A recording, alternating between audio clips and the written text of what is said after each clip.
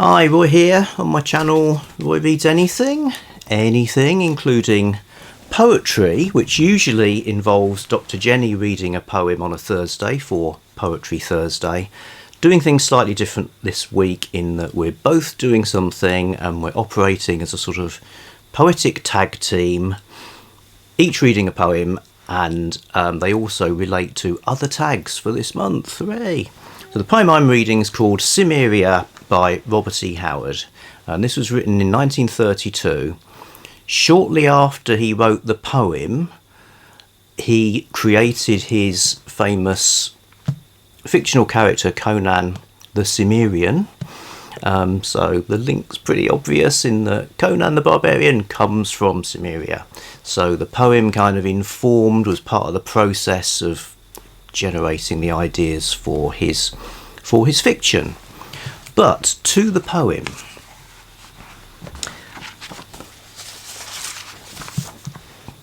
Cimmeria. I remember the dark woods masking slopes of sombre hills, the grey clouds' leaden everlasting arch, the dusky streams that flowed without a sound, and the lone winds that whispered down the passes. Vista on vista marching, hills on hills, slope beyond slope, each dark with sullen trees, our gaunt land lay. So when a man climbed up a rugged peak and gazed, his shaded eye saw but the endless vista, hill on hill, slope beyond slope, each hooded like its brothers. It was a gloomy land that seemed to hold all winds and clouds and dreams that shun the sun, with bare boughs rattling in the lonesome winds and the dark woodlands brooding over all, not even lightened by the rare dim sun which made squat shadows out of men. They called it Cimmeria, land of darkness and deep night. It was so long ago and far away, I have forgot the very name men called me. The axe and flint-tipped spear are like a dream, and hunts and wars are shadows. I recall only the stillness of that sombre land, the clouds that piled forever on the hills, the dimness of the everlasting woods, Cimmeria, land of darkness and the night. O soul of mine, born out of shadowed hills, to clouds and winds and ghosts that shun the sun, how many deaths shall serve to break at last this heritage which wraps me in the grey apparel of ghosts? I search my heart and find Cimmeria, land of darkness and the night. So that's the poem, and just before I finish I'll sort of indicate how that fed through into the stories. So obviously prose stories, where you get Conan talking about where he came from, and I don't think any of the stories were actually set there. It's always a memory. This is the place where he originated, and his friend Prospero, Howard taking a Shakespearean name, says he's talking to him, says, I never saw another Cimmerian who drank aught but water, or ever laughed, or ever sang save to chant dismal dirges. Perhaps it's the land they live in, answered the king. The gloomier land never was, all of hills, darkly wooded, under skies nearly always grey, with winds moaning drearily down the valleys. So you sort of get that as part of a kind of origin story for this character who's described as having gigantic melancholy and gigantic mirth. In the manuscript of that story, you get more, including some startling, interesting images. So you get the same stuff. Gloomier land never existed on earth. It's all of hills, heavily wooded, and the trees are strangely dusky, so that even by day all the land looks dark and menacing. As far as a man may see, his eye rests on the endless vistas of hills beyond hills, growing darker and darker in the distance. Clouds hang among those hills, and skies are nearly always grey. Winds blow sharp and cold, driving rain or sleet or snow before them, and moan drearily among the passes down the valleys. There is little mirth in that land. Little wonder men grow moody there, quoth Prospero. Quoth, with a shrug of his shoulders, thinking of the smiling sun-washed plains and blue lazy rivers of Poitou, Aquilonia's southernmost province.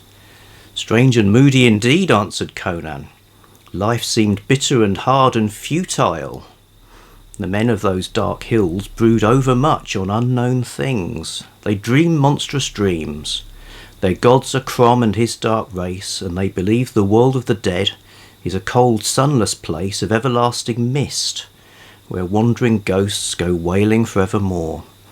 They have no hope here or hereafter, and they brood too much on the emptiness of life. I have seen the strange madness of futility fall upon them when a little thing, like a spinning dust cloud, or the hollow crying of a bird, or the moan of the wind through bare branches, brought to their gloomy minds the emptiness of life and the vainness of existence. Only in war are the Cimmerians happy. Forgot to say, so that makes that part of Cimmerian September, a reading event by Michael K. Vaughan, reading all of the Conan stories, which I now see as this book being a short poem with a long prose coda added on afterwards. Okay, so that's my bit. Passing the tag on now to Dr. Jennie. Hello everybody. So yeah, I'm going to read you a bit of Shakespeare, one of his sonnets. When I was 14, my Uncle Bob and Auntie Zena gave me a lovely little book of Shakespeare's sonnets, which you can see in the photograph. And it's gold on the front, and it's red, and it's dinky.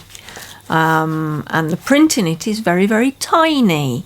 And I am considerably older than 14.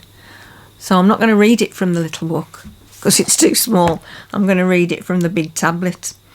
Because that's how I roll these days. Okay. So, Sonnet 29 by William Shakespeare.